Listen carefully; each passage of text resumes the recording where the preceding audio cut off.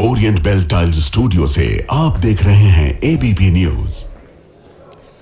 न इधर न उधर, हर खबर की पूरी खबर, न लाग लपेट न खबरों में खोट। आप देख रहे हैं एबीपी रिपोर्ट। नमस्कार, मैं हूं अवधेश और एबीपी रिपोर्ट की शुरुआत करते हैं उन 4 खबरों के साथ जिन्हें हम आपको विस्तार से दिखाने वाले हैं।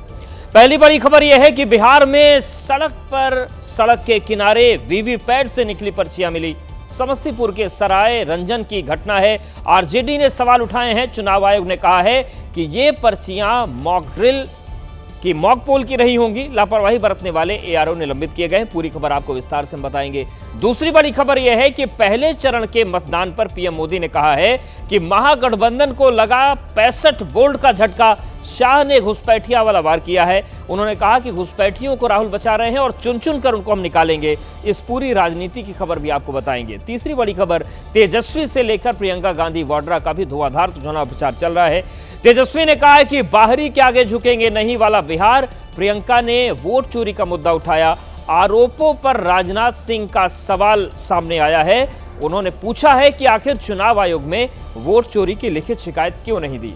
और चौथी बड़ी खबर है राजस्थान के झुंझुनू से, जहां पर एक बार फिर से तेज रफ्तार का कहर सामने आया और सड़क पर जा रही युवती को भयंकर टक्कर थार ने मारी। इलाज के दौरान मौत हुई। तो राजस्थान में सड़क हादसों का सिलसिला थम नहीं रहा है। और अब विस्तार से खबरों की बात करते हैं और शुरुआत करते हैं आज मध्य प्रदेश के कटनी से। कटनी में ड्राइवर की गलती से स्कूली बच्चों की जान पर बनाई। उमरिया तिराहा मोड़ पर तेज रफ्तार स्कूल वैन ने ट्रैक्टर ट्रॉली में जोरदार टक्कर मार दी।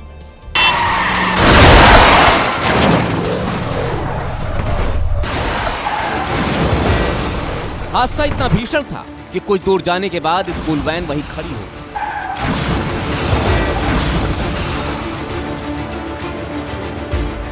टक्कर में स्कूल वैन को काफी नुकसान पहुंचा, जबकि ट्रैक्टर का अगला हिस्सा पूरी तरह से क्षतिग्रस्त हो गया। इससे पहले ड्राइवर ट्रैक्टर ट्रॉली को बैक कर रहा था। स्कूल वैन के ड्राइवर ने सोचा कि वो गाड़ी निकाल लेगा, लेकिन ठीक उसी समय एक और गाड़ी सामने से आ गई। आरोप है कि वैन का ड्राइवर नशे में था। इस हादसे में सिर्फ 2 बच्चों को मामूली चोटें ही आई हैं, जिन्हें अस्पताल भेजा गया। उत्तर प्रदेश के फिरोजाबाद में जमीन विवाद को लेकर गांव के ही 2 पक्ष एक दूसरे के खून के प्यासे हो गए। दोनों पक्ष के लोग लाठी डंडे लेकर निकल आए और जमकर संग्राम हुआ। जमीन के लिए नालियों के बीच जमकर युद्ध हुआ। दोनों तरफ से लाठी डंडे थप्पड़ घूसों की पुरजोर आजमाइश।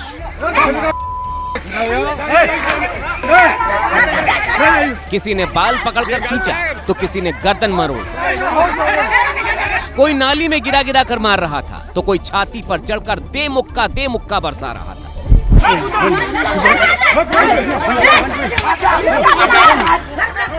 खून ऐसा सवार था कि बुजुर्गों को भी नहीं बख्शा गया।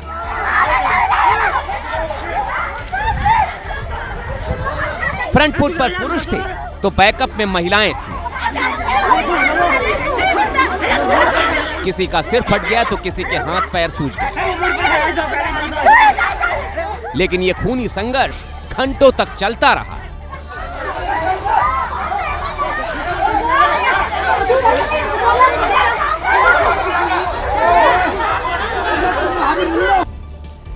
राजस्थान के झुंझुनू में थार के टशन ने एक युवती की जान ले ली। युवती बाजार से सामान खरीदकर घर जा रही थी, तभी पीछे से आई तेज रफ्तार बेलगाम थार ने उसे टक्कर मार दी। हादसे का दहला देने वाला सीसीटीवी सामने आया है। थार नहीं, काले रंग पर सवार होकर मानो काल आया था। दिन के उजाले में चमचमाती थार वाले ने युवती को नहीं देखा और उसे उड़ा दिया। थार की टक्कर से युवती सामने खड़ी बाइक से बुरी तरह टकराकर वहीं गिर गई। युवती की सहेली ने उसे तुरंत उठाने की कोशिश की, लेकिन बुरी तरह घायल युवती उठ नहीं पाई क्योंकि थार की टक्कर में उसे गंभीर चोटें आई। हादसे के बाद युवती का जिला अस्पताल और फिर जयपुर में इलाज हुआ, लेकिन डॉक्टर उसे बचा नहीं पाए। थार वाले की लापरवाही ने एक युवती की जान ली, एक परिवार का सुकून छीन लिया।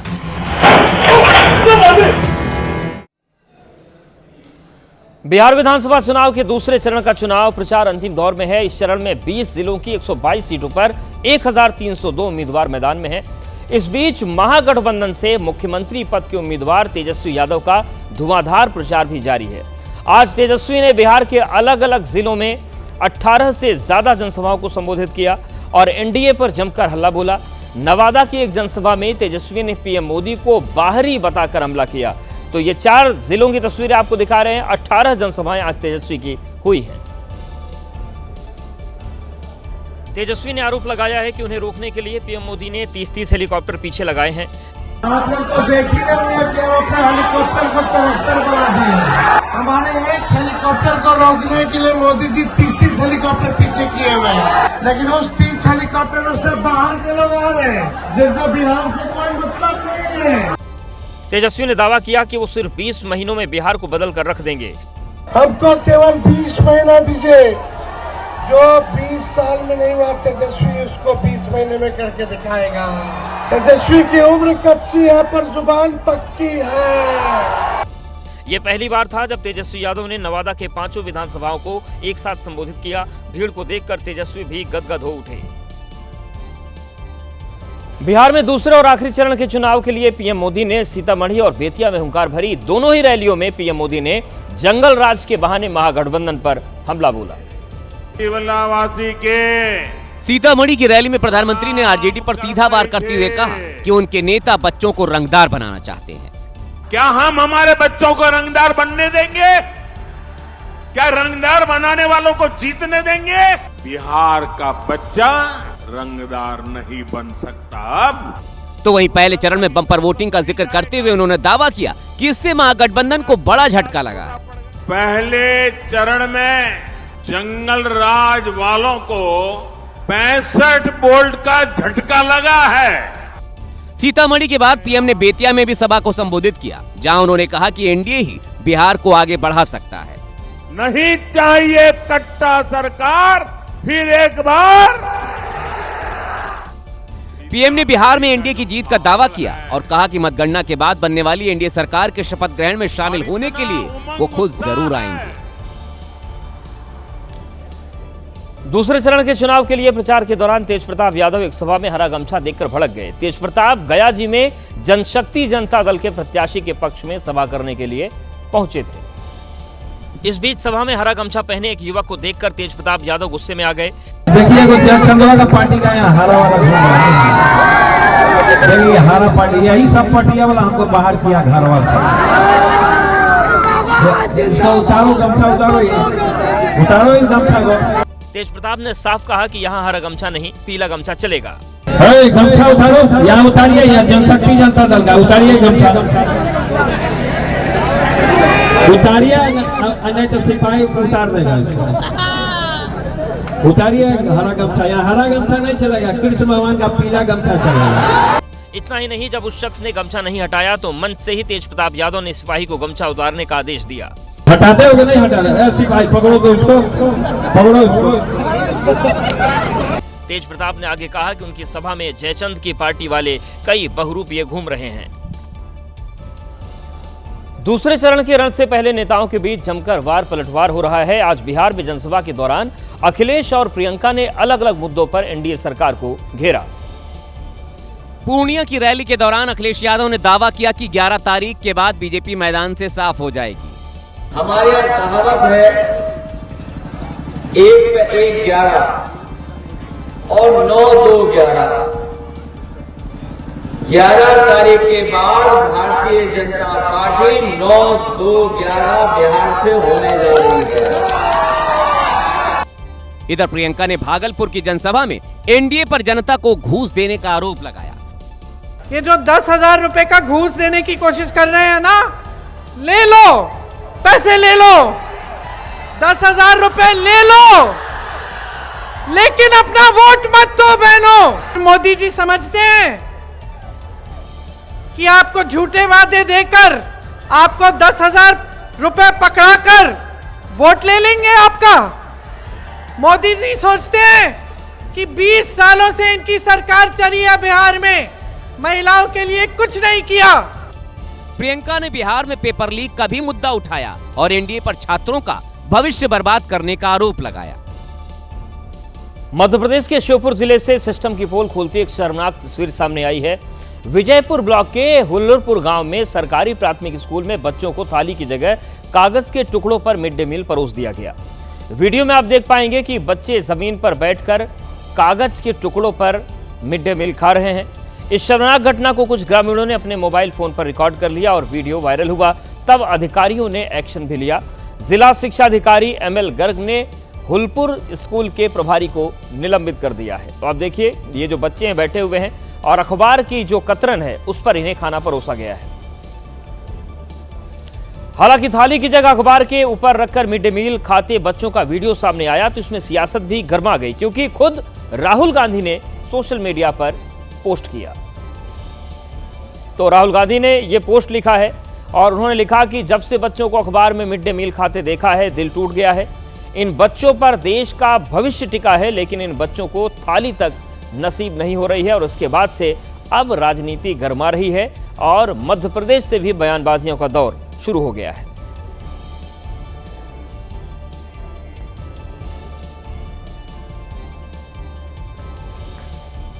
और अब चलिए जो खबर हम आपको दिखाने जा रहे हैं, ये खबर हर माँ बाप को, आपके भाई बहन को, हर उम्र के लोगों को देखना चाहिए, क्योंकि कहीं ऐसा ना हो कि आपके बच्चे, आपका भाई मोहल्ले पड़ोस के ऐसे बच्चों की संगत में आ जाएं जो आपके बच्चों को बर्बाद कर दें। क्योंकि मध्य प्रदेश के टीकमगढ़ से जो खबर सामने आई है वो बेहद हैरान करने वाली है।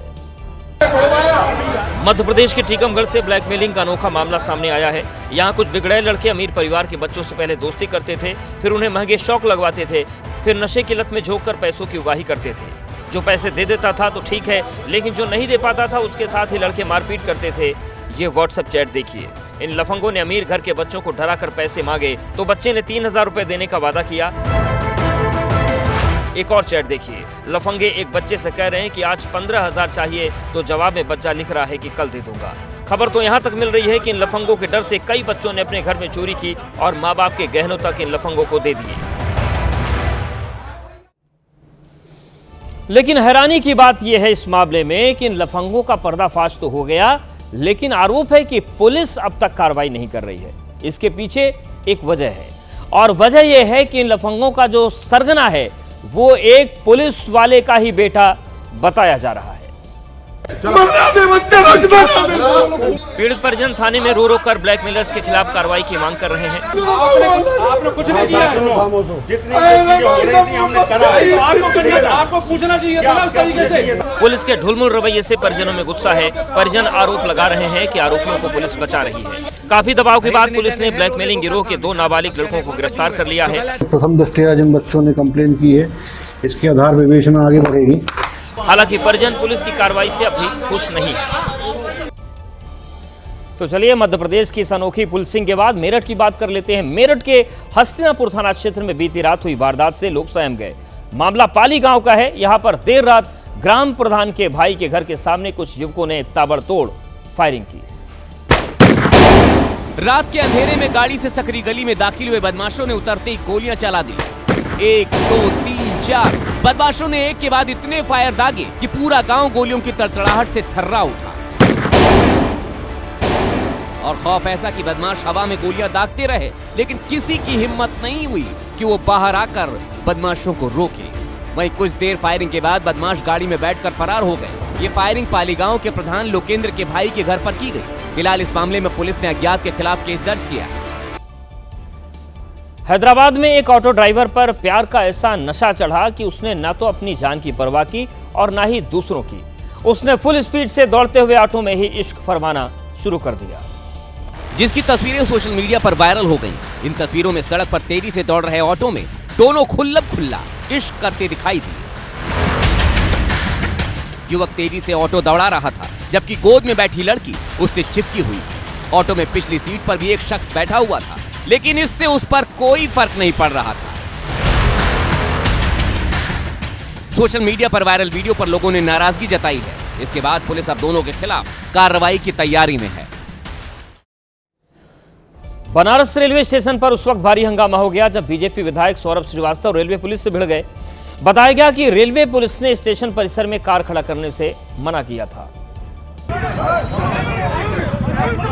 बात हाथापाई तक आ गई। एक तरफ रेलवे के अधिकारी थे तो दूसरी तरफ बीजेपी विधायक सौरभ श्रीवास्तव और उनके समर्थक। रेलवे पुलिस ने कहा कि स्टेशन परिसर में कार खड़ी नहीं होगी, तो बीजेपी विधायक ने कहा हम गाड़ी यहीं खड़ी करेंगे।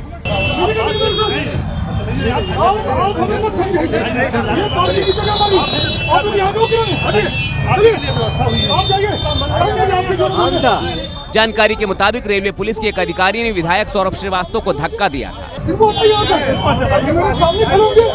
जिसके बाद बीजेपी विधायक उस अधिकारी पर फायर हो गए। कहते हैं कि पॉलिटिक्स में कोई किसी का दुश्मन नहीं होता। मंच पर नेताओं के बीच जो तल्खी दिखती है वो तल्खी असल जिंदगी में नहीं होती। इस बात को सही ठहराती एक तस्वीर पटना एयरपोर्ट से सामने आई है। बीजेपी सांसद मनोज तिवारी से आरजेडी उम्मीदवार खेसारी लाल यादव टकराए तो खेसारी ने तुरंत मनोज तिवारी के पैर छुए और आशीर्वाद दिया। मनोज तिवारी और खेसारी लाल यादव ने हंसते हुए एक दूसरे को गले लगाए। चुनावी रैलियों में इन दोनों नेताओं के बीच जबरदस्त तकरार देखने को मिल रही है, लेकिन मुलाकात के दौरान ये तकरार नहीं दिखी। इस वीडियो को देखकर लोग कह रहे हैं कि राजनीति में कोई किसी का स्थायी दुश्मन नहीं होता। बिहार के भागलपुर में तेजस्वी की जनसभा में कुछ ऐसा हो गया कि मजबूरन पुलिस को लाठीचार्ज करना पड़ा। शुक्रवार को तेजस्वी महागठबंधन के उम्मीदवार के लिए प्रचार करने के लिए पहुंचे थे। जैसे ही हेलीकॉप्टर उड़ने के लिए तैयार हुआ, समर्थक बेकाबू हो गए और हेलीपैड तक पहुंच गए। इधर पुलिस को भीड़ को नियंत्रित करने के लिए हल्का लाठीचार्ज करना पड़ा। इस दौरान समर्थकों ने बैरिकेडिंग भी तोड़ दी। खैर, जैसे तैसे समर्थकों को शांत कराया गया और हेलीकॉप्टर ने तय समय पर उड़ान भर ली। बिहार विधानसभा चुनाव के दूसरे चरण में सीमांचल की फिजाओं में इन दिनों घुसपैठियों की गूंज है। एनडीए का दावा है कि सत्ता में आते ही घुसपैठियों को डिपोर्ट कर दिया जाएगा। पूर्णिया से लेकर सुपौल तक गरजते हुए अमित शाह ने दावा किया कि इस बार घुसपैठिए बचने वाले नहीं हैं। अगले 5 साल में बिहार से एक एक घुसपैठिए को हम चुन चुन कर निकालने का काम करेंगे। घुसपैठिया सीमांचल में हो, बिहार में हो या भारत में कहीं पर भी हो, हम उसको निकाल बाहर करेंगे। राहुल बाबा, आप उनको नहीं बचा पाओगे। कटिहार में जनसभा को संबोधित करते हुए शाह ने महागठबंधन पर परिवारवाद का कटाक्ष किया। ये सोनिया गांधी अपने बेटे को प्रधानमंत्री बनाना चाहते और लालू जी अपने बेटे को मुख्यमंत्री बनाना चाहते। सोनिया जी, लालू जी, आपका बेटा ना मुख्यमंत्री बनने वाला है ना प्रधानमंत्री बनने वाला। हालांकि चुनावी मंचों के शोरगुल के बीच सीमांचल का समाज विकास पर वोट करने की बात कह रहा है। बिहार में दूसरे चरण के मतदान से पहले पोस्टर पॉलिटिक्स शुरू हो गई है। तेजस्वी यादव का कल यानी कि 9 नवंबर को जन्मदिन है और इस मौके पर आरजेडी के कार्यकर्ताओं ने उन्हें खास तोहफा दिया है। पटना में आरजेडी दफ्तर के बाहर तेजस्वी यादव को जन्मदिन की बधाई देते हुए एक पोस्टर लगाया गया। इस पोस्टर में सबसे ऊपर लालू यादव, राबड़ी देवी, मीसा भारती, रोहिणी आचार्य और प्रदेश अध्यक्ष मंगनी लाल मंडल की तस्वीर है, जबकि नीचे तेजस्वी यादव की तस्वीर के साथ कुर्सी की तस्वीर है जिस पर लिखा है सीएम ऑफ बिहार। युवाओं में उत्साह नौकरी के प्रति है, उसे देखते हुए कोई रोक नहीं सकता है मुख्यमंत्री की कुर्सी। बिहार की जनता जो है वो तेजस्वी यादव को कुर्सी सौंप दी है। इस पोस्टर में कार्यकर्ता अपनी तस्वीर के साथ तेजस्वी यादव को मुख्यमंत्री की कुर्सी जन्मदिन के तोहफे में देते हुए दिखाई दिए। पोस्टर लगाने वाले आरजेडी के प्रदेश महासचिव भाई अरुण ने दावा किया कि पहले चरण में बम्पर मतदान से साफ पता चलता है कि इस बार बिहार में बदलाव होकर रहेगा। बिहार की राजनीति में आज एक अनोखा नजारा देखने को मिला। जेडीयू प्रवक्ता नीरज कुमार ने अपने सरकारी आवास पर एक ऐसी प्रदर्शनी लगाई जिसमें आरजेडी को मिर्ची लग गई। जेडीयू नेता नीरज कुमार ने लालू यादव के उस दौर को दिखाने की कोशिश की जब लालू यादव बिहार के मुख्यमंत्री थे। इस प्रदर्शनी में कई पोस्टर लगाए गए जिनमें लालू यादव के शासनकाल को जंगल राज बताया गया। एक पोस्टर में लिखा गया, भूलेगा नहीं बिहार वो लालूवाद का जंगल राज जिसमें कानून डरा रहा था, अपराधी चला रहा। तो दूसरे पोस्टर में लिखा गया कि भूलेगा नहीं बिहार वो 118 नरसंहार जब इंसानियत रोई थी और सत्ता मुस्कुरा रही। डीजीपी कहते थे लफंगे नेता के हाथ में सत्ता, तत्कालीन डीजीपी, ये प्रमाण। जेडीयू की तरफ से लालू यादव पर कटाक्ष किया गया तो आरजेडी ने कहा कि हम 14 तारीख को फिल्म दिखाएंगे जब नतीजे आएंगे। ये जेडीयू वाले प्रदर्शनी क्या लगाएंगे? यहाँ तो महाजंगल राज, राक्षस राज है पहले 20 वर्षों का, ये न बताएं। अगर आपके बच्चे भी स्कूल पढ़ने जाते हैं तो ये आपकी जिम्मेदारी है कि आप जरूर देखें कि बच्चा स्कूल जा रहा है या फिर स्कूल के बहाने कहीं और, क्योंकि मध्य प्रदेश के दमोह से एक ऐसा वीडियो सामने आया जिसे देखकर आप हैरान रह जाएंगे।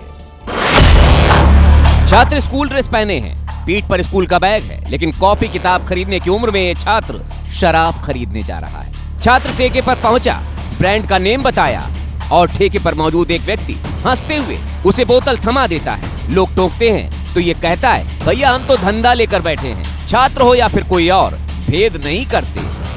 तुमको तो बात क्यों दे रहे हैं? अरे हम तो भी ऐसे बैठे ही हैं क्या? इस वीडियो ने सिस्टम पर सवाल खड़े किए हैं। प्रशासन से पूछा जा रहा है कि छात्रों को शराब क्यों बेची जा रही है। हमने जिला आबकारी अधिकारी को निर्देश दे दिए, कल तक इसमें जांच होकर के कार्रवाई हो जाएगी। कलेक्टर साहब ने कार्रवाई का भरोसा दिया है। देखते हैं आरोपी के खिलाफ क्या कार्रवाई होती है। ब्राजील में आए शक्तिशाली बवंडर ने वहां कोहराम मचा दिया। बवंडर की वजह से ब्राजील के रियो बोनिटो में भारी तबाही हुई, जिसमें 5 लोगों की मौत की खबर है। कई जगह पर पेड़ भी टूट गए। शक्तिशाली तूफान ने ब्राजील के रियो बोनिटो में तबाही का बवंडर ला दिया। सड़कें बिल्डिंगों के मलबे से पट गई। कुछ घरों की छत का कुछ हिस्सा बवंडर में उड़ गया तो कुछ दुकानें पूरी तरह से बर्बाद हो गई। तेज हवाओं ने बिजली के खंभों को जमीन पर पटक दिया। इस ताकतवर बवंडर का शिकार कुछ गाड़ियां भी हुई, जिनके ऊपर बिल्डिंग का मलबा गिरा और वो कबाड़ बन गई। मध्य प्रदेश में स्वास्थ्य सेवाएं किस कदर बदहाल हैं, इसकी पोल खोलती तस्वीरें सामने आई, जहां पर मरीजों का इलाज डॉक्टर नहीं बल्कि ठेका कर्मी करते हुए दिखाई दिए। शहर मध्य प्रदेश का जबलपुर, जगह नेताजी सुभाष चंद्र बोस मेडिकल कॉलेज। लोग ठीक होने के लिए इस बड़े अस्पताल में अपना इलाज करवाने आते हैं, लेकिन यहाँ डॉक्टर नहीं मिलते हैं तो ठेके पर रखे गए कर्मी, जिनके पास न कोई अनुभव है और न ही मरीज को ठीक करने की क्षमता। इस वायरल वीडियो में जिसमें वेंटिलेटर पर एक मरीज दिखा और इस दौरान यूडीएस कंपनी का कर्मचारी बिना किसी डॉक्टर की मौजूदगी के ऑक्सीजन लगाता दिखाई दिया। लेकिन इन तस्वीरों को देखकर भी जिम्मेदार लोग नींद से नहीं जाग रहे। हाल ही में इसी मेडिकल कॉलेज में खून की दलाली का मामला भी सामने आ चुका है। बिहार विधानसभा चुनाव के दूसरे चरण के दौरान आज समस्तीपुर से बड़ी खबर सामने आई। दरअसल समस्तीपुर में बड़ी संख्या में चुनाव चिन्ह वाली पर्ची बरामद की गई। ये हजारों वीवीपैट की पर्चियां कूड़े में फेंकी मिली। ये पर्ची सराय रंजन विधानसभा के सितलपट्टी गांव के पास मिली है। 6 नवंबर को इस विधानसभा सीट पर वोटिंग हुई थी और अब शनिवार सुबह शीतलपट्टी गांव में वीवीपैट की पर्चियां मिलने से हड़कंप मच गया। मौके पर पहुंचे जिलाधिकारी ने जांच का आदेश दिया है। वहीं आरजेडी ने ट्वीट करके सवाल पूछा है कि आखिर कब, कैसे और क्यों, किसके इशारे पर इन पर्चियों को फेंका गया। क्या चोर आयोग इसका जवाब देगा? चोर आयोग कह के चुनाव आयोग को संबोधित किया गया है। हालांकि चुनाव आयोग का कहना है कि ये पर्चियां वीवीपैट स्लिप्स मॉक पोल की हैं, लिहाजा गड़बड़ी का सवाल पैदा नहीं होता है। तो दूसरे चरण के धुआंधार प्रचार के बीच नेताओं में जुबानी जंग तेज हो गई है। तेज प्रताप के बाद अब कांग्रेस सांसद इमरान प्रतापगढ़ी ने ओवैसी पर बड़ा हमला बोल दिया है। किशनगंज की एक रैली में इमरान प्रतापगढ़ी ने ओवैसी को बाहरी बता दिया। उधर कुछ बरसाती मेहमान भी आए हैं, कह रहे हैं कि जो हमें वोट नहीं देगा वो फिरौन होगा। ये सीमांचल है, यहाँ के लोग अपनी मेहनत की कमाई से रोजी रोटी कमाते हैं। सीमांचल के लोगों की जेब से पैसा वसूल करके हेलीकॉप्टर में तेल नहीं भरवाते हैं। अब पलटवार की बारी एआईएमआईएम की थी और मोर्चा संभाला सईदा फलक ने।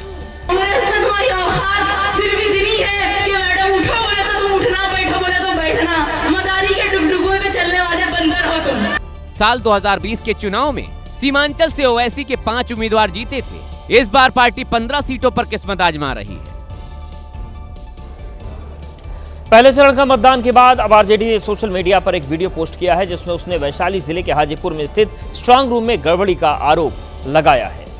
इस वीडियो ने बिहार की सियासत में नई गर्मी ला दी है। आरजेडी का आरोप है कि हाजीपुर स्ट्रांग रूम के सीसीटीवी को बंद कर दिया गया और उसी दौरान एक पिकअप वैन भी स्ट्रांग रूम से निकलती दिखाई दी। 129 मनार विधानसभा का कैमरा बंद हो चुका है। देखिए भाई, बड़ा खेल हो रहा है। देखिए पिकअप निकल रहा है। यही आरजेडी ने इधर इस वीडियो को वायरल किया, उधर स्ट्रांग रूम में महागठबंधन के प्रत्याशी पहुंचने लगे। डीएम ने भी माना कि गलती हुई है, अब कार्रवाई होगी। सियासत गरमाई तो जेडीयू की प्रतिक्रिया भी सामने आई। इस संबंध में तो चुनाव आयोग जवाब देगा, लेकिन मेरा सवाल है कि राष्ट्रीय जनता दल से कि हर एक राजनीतिक दल को अपना एजेंट निश्चित रूप से बहाल करने का दायित्व है। उनका चेहरा कौन सा है? आरजेडी ने जो आरोप लगाए वो गंभीर हैं। उम्मीद है इस मामले की पड़ताल ठीक तरह से की जाएगी, क्योंकि मामला चुनाव की निष्पक्षता से जुड़ा हुआ है। बागेश्वर धाम के धीरेन्द्र कृष्ण शास्त्री की सनातन हिंदू एकता यात्रा दूसरे दिन फरीदाबाद पहुंच गई। दिल्ली से शुरू हुई ये पदयात्रा 10 दिनों तक चलेगी और 16 नवंबर को वृंदावन के श्री बांके बिहारी मंदिर में समाप्त होगी। और बाबा की पदयात्रा जैसे जैसे आगे बढ़ रही है, भक्तों की भीड़ उमड़ती जा रही है। सैकड़ों श्रद्धालु सनातन एकता के संदेश को लेकर शामिल हो रहे हैं। धीरेन्द्र शास्त्री की यात्रा जैसे ही फरीदाबाद पहुंची, केंद्रीय मंत्री मनोहर लाल खट्टर और रेसलर द ग्रेट खली समेत कई नेता पहुंचे और उन्होंने धीरेन्द्र शास्त्री समेत यात्रा में शामिल साधु संतों से मुलाकात की। 10 दिन तक चलने वाली यात्रा का आज दूसरा दिन है, जो कि आज फरीदाबाद के दशहरा मैदान में रुकेगी और कल सुबह बल्लभगढ़ अनाज मंडी में दोपहर के भोजन के बाद ये यात्रा फिर से आगे निकल जाएगी। हम हिंदुओं को एकजुट करने के लिए सनातन हिंदू एकता यात्रा कर रहे हैं। भेदभाव छुआछूत मुक्त हम भारत चाहते हैं। हम लोगों के दिलों में सनातनीय संस्कृति का प्रचार व विचार चाहते हैं। दिल्ली के रोहिणी इलाके में आग ने जमकर तांडव मचाया। रिठाला मेट्रो स्टेशन के पास स्थित झुग्गियों में अचानक आग लग गई और देखते ही देखते आग ने विकराल रूप धारण कर लिया। कुछ ही पल में आग ने करीब 500 झुग्गियों को अपनी चपेट में ले लिया। आग इतनी तेजी से फैली कि लोगों को अपनी झुग्गियों से सामान निकालने तक का मौका नहीं मिला। हादसे में एक व्यक्ति की मौत हो गई, जबकि दूसरा बुरी तरह घायल हो गया। आग इतनी विकराल थी कि इसे नियंत्रित करने के लिए करीब 30 दमकल की गाड़ियों का इस्तेमाल किया गया। 30 से ज्यादा गाड़ियां आग बुझाने में लगी रही और ये मशक्कत सुबह तक चलती रही। कई घंटे की मशक्कत के बाद आग पर तो काबू पा लिया गया, लेकिन इस आग में करीब 500 झुग्गियां जलकर राख हो गई। हैरान करने वाली तस्वीर सामने आई, जहां चोरों ने मंदिर को निशाना बनाया और लाखों का सामान लेकर मौके से फरार हो गए। वारदात से इलाके में दहशत फैल गई है। चोरों ने उस मंदिर पर डाका डाला जो आस्था का बड़ा केंद्र है। शक्तिपीठ हयट देवी मंदिर में चोर मुख्य द्वार का ताला तोड़कर अंदर घुसे। वो 3 थे। चेहरे पर नकाब पहने चोरों ने मंदिर के एक एक जगह की छानबीन की और जो भी हाथ आया उसे उठा ले गए। इसके बाद वो बाहर आए और बड़ी तान बेटी को 100 मीटर दूर ले जाकर तोड़ा और 9-2-11 हो गए। मंदिर कमेटी के मुताबिक चोरों ने 5 लाख से ज्यादा की संपत्ति पर हाथ साफ किया है। सूचना पर पुलिस की टीम दलबल के साथ मंदिर पहुंची और छानबीन शुरू की।